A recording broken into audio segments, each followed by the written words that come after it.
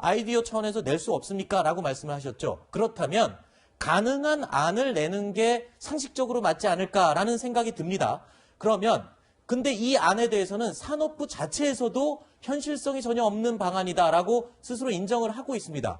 요 이야기들을 한번 들어보실까요? 장관들, 지금 현 정권의 이 북한과 외교와 관련된 장관들의 발언을 먼저 듣고 이야기 이어가겠습니다. 개성공단의 연락사무소 설치가 대북제재 위반이 아니다.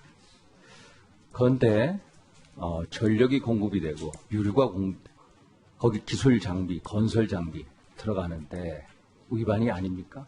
적어도 유엔 산하 대북제재위원회 미리 유해 요청을 해야 되는 거 아닙니까? 외교부 했습니까? 네, 안 했죠. 아직은 지금은 미국 측하고 협의의 단계입니다. 전기는 국제 제재나 이런 데 포함되어 있지는 않습니까? 그 실제적인 협력을 전력 협력을 하기 위해서는 그 안에서 우리가 송전선로의 방식으로 할 것인지 아니면 그 안에 발전소를 또 설립할 것인지 여러 가지 이제 우리 실태조사를 통해서 그 내용을 결정해야 되는데 만약에 뭐 발전소를 건설한다든지 송전선로를 개보수한다 하더라도 지금 우리 통일부에서 말씀하시는 것처럼 관련 장비가 넘어간다면 제재 대상에 해당이 된다고 보고 있습니다. 뭐 아이디어 차원이고 검토하는 것은 문제가 없다. 제한할 수 없습니까? 라고 반문을 하셨는데 근데 그러려면 좀 현실성이 있어야 되지 않겠습니까? 지금 모든 장관, 실무 장관들이 북한의 어떤 장비나 물건들, 시설들이 가는 것 자체가 현행법상 또는 국제적으로도 대북 제재 때문에 불가능한 상황인데 그렇다면 저 안들이 현실성이 없는 안을 제시한 게 되지 않습니까? 그것도 실무직 공무원이. 그러니까 정권 차원에서 이것을 실현하려고 구체적인 계획을 담은 문건이냐 아니면 담당 공무원이 아이디어 차원에서 만들었던 문건이냐 지금 대립되고 있는데 네. 초안이냐 완본이냐 이런 걸 따졌을 때 문서의 완결성을 볼 필요가 있습니다. 말씀하신 것처럼 구체적인 계획이 아주 세분화되어 있다거나 실현 가능성까지 모두 다 검토해서 했다라고 하기에는 부족한 부분이 굉장히 많죠. 그런 측면에서 산업부의 설명이 어느 정도 수긍이 가는 면이 있다. 산업부가 공개적으로 문건을 이례적으로 공개하면서 청와대에 보고된 적도 없고 상부에서 이걸 구체적으로 검토한 것도 아닌 어떤 아이디어 검토 직전 단계의 문서에 불과하다라는 취지가 그래서 이제 어느 정도 수긍이 간다라는 것이고요. 이게 만약에 실제로 정권 차원에서 진행되려고 했다면 정말 실현 가능성 높은 안들이 나와 있어야 되겠죠. 네. 그런 측면을 고려할 필요가 있다라는 것이고 두 번째로는 이 문건들이나 아이디어 같은 경우 만약에 지금 상황을 가정을 한다고 한다면 대북 제재가 풀리지 않고 미국과 북한의 어떤 상황들이 국제적 정세상 안 된다라고 보이지만 시간을 거꾸로 올라가서 2018년에 여러 가지 상황이 좋아서 대북 경협 남북 경협이 굉장히 좋았을 때를 가정하고 그게 유지된다라고 했을 때는 또 논의해 볼 수 있는 토대가 있는 것이거든요. 네. 그래서 상황에 따라서 판단을 해야 되는 것인데 지금 시점 기준으로 불가능한 걸 왜 했느냐라고 지적하는 것도 사실은 가정법에 의한 거 아닐까 생각이 듭니다. 네. 그 당시에도 사실은 이 불가능한 상황이었죠. 지금만 불가능한 게 아니라 그 장관들이 지금 현행법상 안 된다, 넘어가는 것 자체가 안 된다고 한 상황에서 아무리 아이디어 차원이었다 해도 이런 안을 문서로 작성을 했다. 그렇다면 좀 누가 봐도 무리한 거 아니냐, 너무 무리하게 현실성도 없는 거를 왜 만들었냐라는 의문을 지금 일각에서 제기하고 있는 겁니다. 그래서 저희가 전문가에게 또 물어봤습니다. 이 안의 내용 어떻게 평가하는지 그 전문적인 부분, 기술적인 부분도 짚어봤습니다. 비무장지대에다가 원전을 짓겠다는 발상은 원전의 기술적인 측면에 대한 상식만 가지고 있어도 불가능한 겁니다. 입지적으로 비무장지대에는 원자력 발전소가 필요로 하는 냉각수를 충분히 공급할 수 있는 지역이 없어요.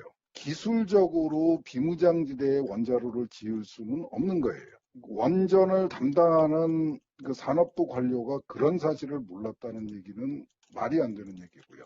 북한강 상류지방은 겨울에는 물이 없어요. 물이 흘러내려오질 않아요. 그러니까 거기다가 발전소를 지을 수는 없어요. 화력발전소도 불가능합니다, 거기는. 비무장지대를 활용하겠다는 발상은 어쩔 수 없이 정치적인 발상입니다. 원전 담당 공무원이 이 원전을 짓는 부지의 특성에 대해서도 기본적인 거를 모르고 있었다라는 게 이해가 안 되는 부분인데, 그럼 삼안에 대해서도 저희가 물어봤습니다. 신한울 발전소를 건설해서 전기를 송전하는 방안, 이 부분에 대해서 또 전문가는 어떤 얘기를 하는지 확인해 보시죠.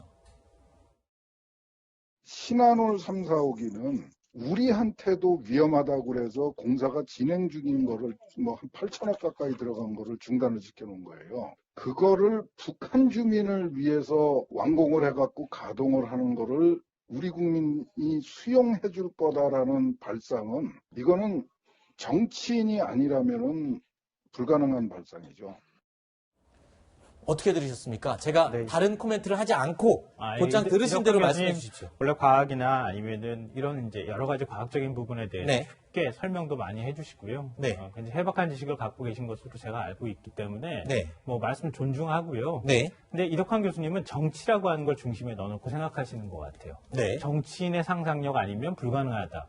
근데 저는 모 신문이 어저께 일면에다가 저렇게 대문짝만하게 저 내용들을 보도한 걸 보면서 막 웃었어요, 개인적으로. 왜죠? 현실성 없는 얘기를 하고 있는 것이기 때문에요. 이덕환 교수께서요? 예, 아니요. 그러니까 DMZ에다가 원전을 짓겠다고 하는 발상을 이게 정치인은 그 청와대나 대통령이 과연 이런 발상을 뭐라 할까요? 청와대의 지시나 이런 것들을 통해 가지고 할 수 있었을까? 저는 불가능한 발상이었다고 생각해요. 너무 현실성이 없는 네, 아니었기 그렇기 때문에 때문에 거꾸로 저는 생각했어요. 오히려 거꾸로 네, 산업부 공무원의 아이디어 차원에서 네. 여기다 하면 어떨까? 저기다 하면 어떨까? 이렇게 하면 어떨까?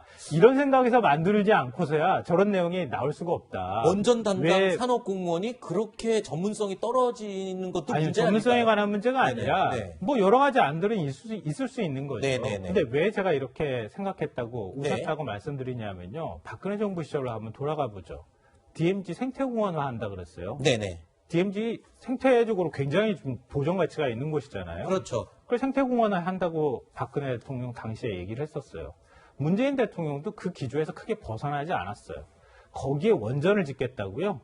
그럼 국민들이 거기에 돈 들여서 원전 지어준다고 하면 동의하겠습니까? 그렇죠. 그 신한울 같은 경우에도 그 지금 오히려 공사 중단해야 되는 거 아니냐 이런 얘기가 나왔던 상황에서 그렇죠. 신한울 원전을 다시 가동해서 그걸 또 북한까지 송전선, 배전선까지 다 깔아가지고 그렇죠. 북쪽에다 전력 공급하겠습니다. 그러면 우리 국민들이 동의하겠습니까? 게다가 또 폐연료봉을 남한에서 처리해야 되거든요. 신한울 같은 경우에는. 왜냐하면 그러니까 북쪽에 원전을 지어줄 때 가장 큰 걸림돌이 핵 폐기물이 발생했을 때 그걸 다시 그렇죠. 고농축해서 핵연료로 사용하고 다시 핵무기를 만드는 거 아닌가에 관한 문제였어요. 네. 경수로 애초 94년도 제네바 합의 때 경수로 지을 때 핵물질을 반출하는 걸 얘기를 했었어요. 그래서 그러니까 그런 논의까지 있었던 상황에서 저렇게 황당한 아이디어를 만들라고 청와대가 지시해서 만들었겠느냐는 거예요. 그러니까 제가 앞서 말씀드렸던 것처럼 1차 남북 정상회담 직후에 이 문건이 만들어졌다는 얘기는 각 부처에 아이디어 있으면 한번 다 내보십시오. 네. 이런 차원에서 얘기가 이루어졌던 것이지. 자, 저기에 정치적으로 이런 게 가능하니까 한번 그 검토해가지고 문건 올려봐. 그래서 만들었다고 보기에는 너무나 황당한 내용이라는 거예요. 알겠습니다.